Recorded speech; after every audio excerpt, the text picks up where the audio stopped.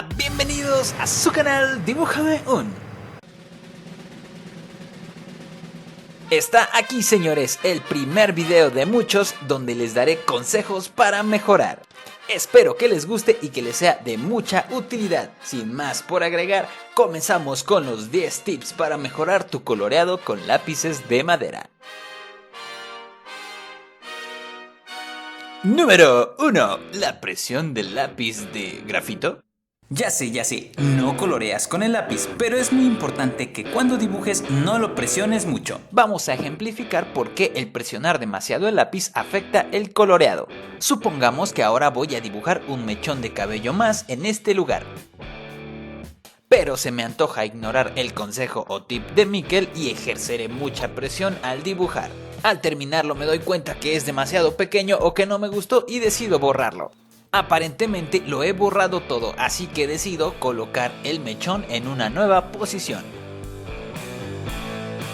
Como se alcanza a ver, ha quedado una línea, pero esta no es una línea de grafito, es un canal en el papel. Ahora comenzaré a colorear esa zona y notarás que el canal queda en blanco. Número 2. La superficie. Si para dibujar y colorear usas un bloc o libreta, no tendrás problemas con la superficie donde pintes. Tampoco tendrás problemas si tienes una mesa especial para dibujo.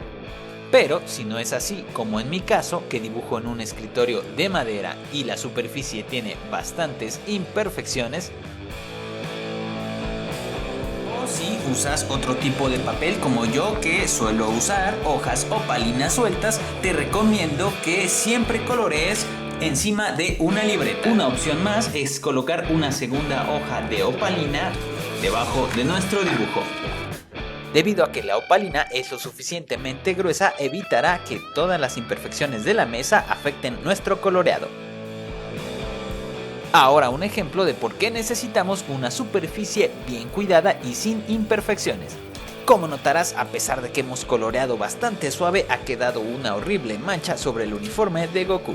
Esto es debido a una pequeña protuberancia en la superficie de la mesa. Incluso si pintamos sobre una libreta, debemos cerciorarnos que la superficie está completamente lisa, ya que si al usar la hoja anterior marcamos demasiado el lápiz, pudimos haber dejado unas marcas en la hoja de debajo.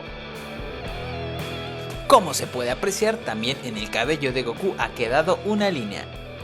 Por esto hay que cerciorarse que la superficie en la que pintamos siempre esté impecable. Ten mucho cuidado con tu libreta o bloc, nunca sabes cuándo puede acechar una línea invisible.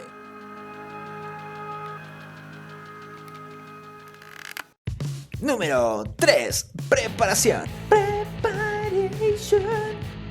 Cuando vayas a iniciar el coloreado de un dibujo, además de este, procura tener todos los materiales necesarios a la mano, como sacapuntas, papel extra, colores, goma de borrar, la cual sería muy útil durante el coloreado. Teniendo todo a la mano, no tendrás que levantarte y no perderás concentración en lo que estás haciendo. Número 4. Probando, 1, 2, 3, probando. Cuando vayas a pintar tu dibujo, ten a la mano un trozo de papel extra donde pruebes los colores o las combinaciones que hagas con estos. Así irás a la segura al momento de colorear en tu dibujo. Este es un tip doble. Tip doble. Yo lo que suelo hacer es un mini boceto donde aplico las combinaciones y anoto qué colores son y en dónde van. Todos haciendo mini bocetos para sus dibujos en 3, 2... ¿No? ¿Nadie? Bueno. Número 5. Chatas o puntiagudas. Como puedes ver, tengo dos diferentes puntas aquí, una chata y otra afilada. Y por lo mínimo que parezca, ambas trabajan diferente. Con la punta chata seremos más rápidos al colorear y con la afilada daremos un acabado más uniforme. Vamos a ponerlo en práctica midiendo el tiempo y el acabado de cada punta. Recuerda que al pintar en círculos evitaremos rayones o líneas innecesarias, lo cual nos ahorrará bastante tiempo. Desde mi punto de vista he llenado fácil y muy rápidamente este mechón de cabello con la punta chata. Ahora usaré la punta afilada.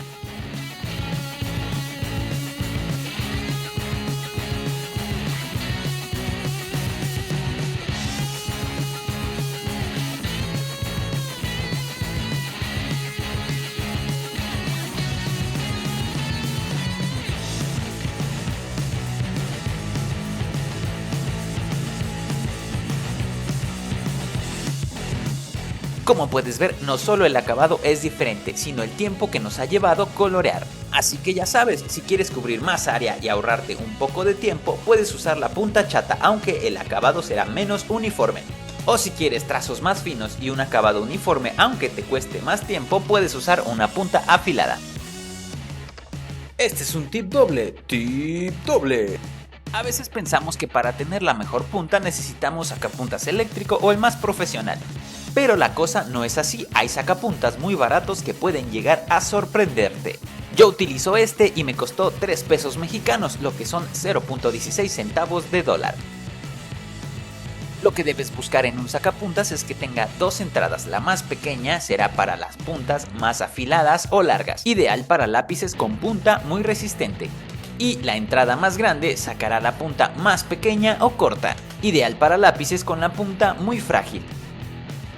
Número 6. Colorear o rayar.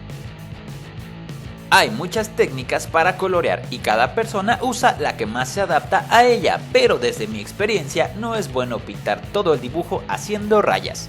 La forma más recomendada para colorear es ir haciendo trazos circulares muy suavemente con el lápiz un poco inclinado. Esto se adapta a cualquier persona, yo en mi caso hago óvalos bastante largos. También es recomendable que antes de regresar al punto donde iniciaste termines una capa completa.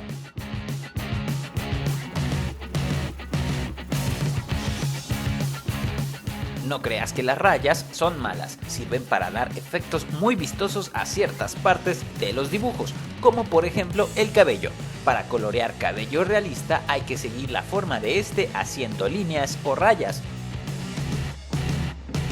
Como puedes ver, las líneas le van muy bien al cabello, pero no pasa lo mismo por ejemplo al colorear la piel.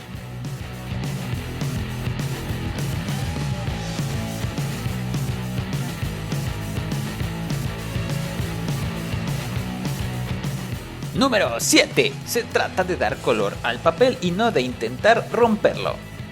Existen diferentes marcas de colores, por lo que hay mucha variedad y no todos dan el mismo resultado. Sobre todo los colores baratos o de línea escolar con los que la saturación no es muy buena y quedan un poco pálidos.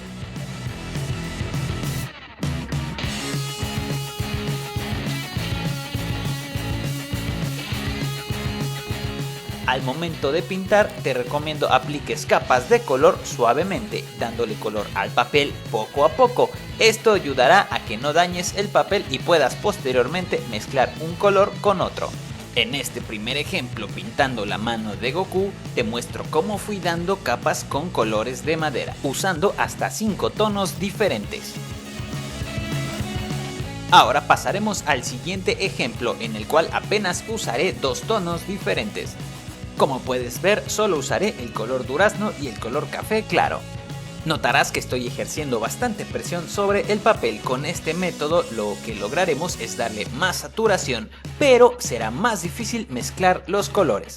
Pero ¿qué pasa si no tienes suficientes variaciones de color? Bueno, si estás usando un azul, por ejemplo, y no tienes un azul oscuro, puedes intentar con usar el negro o un morado o púrpura. En casos extremos en que tu variedad de colores realmente sea muy poca, no te preocupes. Puedes aplicar mucho más fuerza para dar un aspecto más oscuro o saturado, pero procura que esto sea al final o en la última capa. Número 8.